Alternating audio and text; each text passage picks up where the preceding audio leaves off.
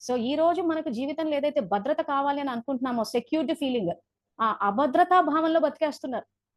అది ఎంత ఏమంటారు దాన్ని, నష్టం కలిగిస్తది, ఎంత సంతోషాన్ని జీవితంలో తీసేస్తదంటే ఇంక అది మాటల్లో చెప్పలేం. సో మనకంటూ ఒక కుటుంబం ఉంటే ఆ భద్రతా భావం ఉంటుంది గదా! ఆ సెక్యూరిటీ ఫీలింగ్ ఉంటుంది గదా! అరె! మనకంటూ మన వాళ్ళు ఉన్నారని చెప్పేసి.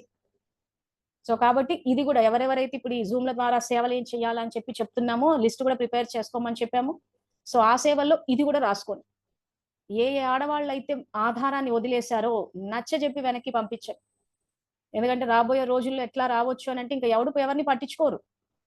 సమస్యలొచ్చినియంటే ఇంక అన్ని సరిగ్గున్నప్పుడే కొంతవరకు. ఆ తర్వాత అవసరం లేదన్నప్పుడు, సంబంధాలు లేనప్పుడు ఏం జేస్తారు? గెంటేస్తారు.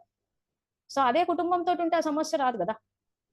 సో మీ పరిధిలో ఎవరైనా ఆ రకంగా ముసలివాళ్ళు ఆధారాన్ని వదిలేసి అక్కడ, ఇక్కడ అని చెప్పి తిరుగుతూ ఉంటే కూర్చోబెట్టి, నచ్చజెప్పి మళ్ళీ ఇళ్ళకి పంపించండి.